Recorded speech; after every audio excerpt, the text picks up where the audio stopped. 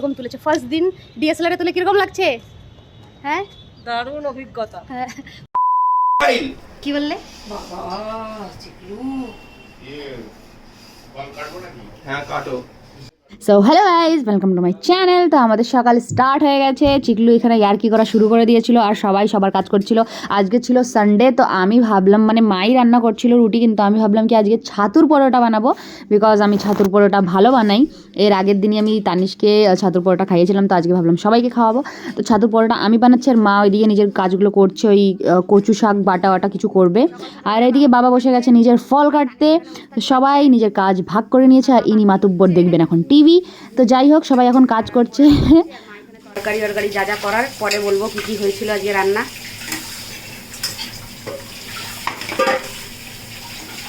এটা হচ্ছে ছাতুর পরোটা, কালকে যেটা হয়েছিল আজকে আবার ভাবলাম এটাই করি।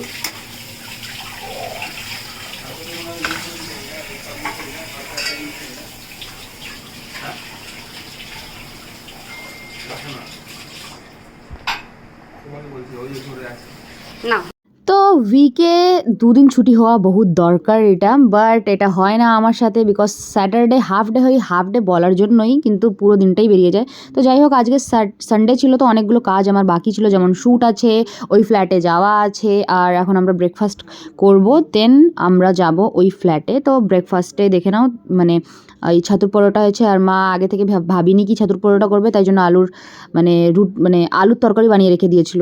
বাট আমি বললাম না, ছাতুর পরোটা। তো ছাতুর পরোটা খুব ইজি, যদি কারোর রেসিপি লাগে আমার থেকে অবশ্যই চেয়ে নেবে, একদম ইজি, একদম ইজি। তো দেখে নাও আমি এরকম বানাচ্ছি এখন ছাতুর পরোটা।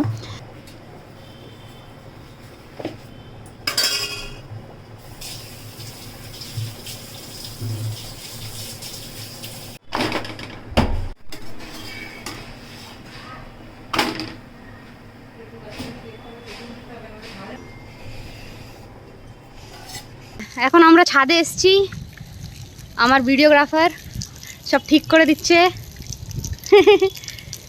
ওইখানে আমি ট্রাইপডে লাগিয়ে দিয়েছি ক্যামেরাটা, ওইখান থেকে আমার ভিডিওটা করে দিচ্ছে। আমি আজকে বাঙালি বউ সেজে এসেছি, দেখি কীরকম একটা কনসেপ্ট ভেবেছি। এই আধ ঘন্টা আগেই ভাবলাম, দেখি কতটুকু কি হতে পারে, দেখা হচ্ছে। তো আমাদের শ্যুট কমপ্লিট হয়ে গেছে। ফটোগ্রাফার জলদি ফোকাস করো, করে করে কতগুলো আমার ফটো তুলেছে, সব আমি আপলোড করব। তোমরা বলবে কি করে, মানে কীরকম তুলেছে। ফার্স্ট দিন ডিএসএলআরে তুলে কীরকম লাগছে? হ্যাঁ, দারুণ অভিজ্ঞতা। হ্যাঁ, পুরো ফটোগ্রাফার হয়ে গেছে। শিখছি, নতুন শিখছে, অনেক শিখছি তোমার কাছে, আমায় নিও না।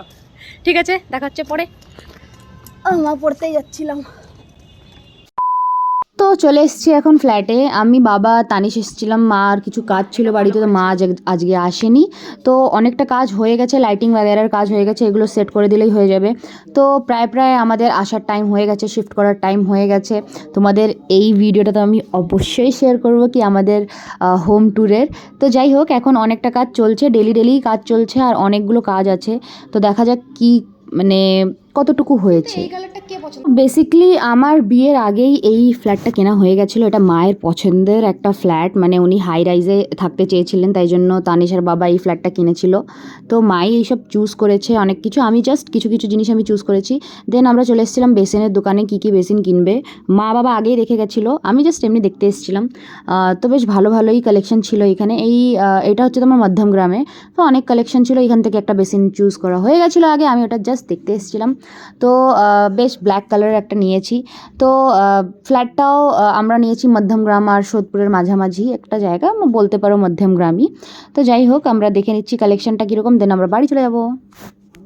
তো আমরা বাড়ি চলে এসেছিলাম, তো ওয়েদার খুব ভালো ছিল। দেন রেস্ট নিয়ে আমরা বিকেলবেলা আমি একটু স্টার্টার বানিয়ে নিচ্ছি, চিকেনের কিছু একটা, আমি জানি না কি বানাচ্ছি, বাট আমি এমনি ট্রাই করছিলাম, বেশ ভালোই হয়েছিল। আর মা এখানে কফি বানাচ্ছে। কফি মা আর তানিশ ব্ল্যাক কফি বানায়, বিকজ আমি ব্ল্যাক কফি একদম পারি না, আমি একটু চিনিও কম খাই ব্ল্যাক কফিতে। তো ব্ল্যাক কফি আমি আগে খেতামই না, তানিশই আমাকে অভ্যেস করিয়েছে। যাই হোক, তো কফি আর এখানে স্টার্টার হচ্ছে। দেন রাত্রেবেলা ডিনার আমি নিয়ে নিয়েছি, 2টো পরোটা নিয়েছিলাম, একটু মাংস নিয়ে নিয়েছিলাম। দেখা হচ্ছে কাল। তোমরা কেমন আছো অবশ্যই আমাকে কমেন্ট করবে, আর সাবস্ক্রাইব করে দিও। Tata, good night.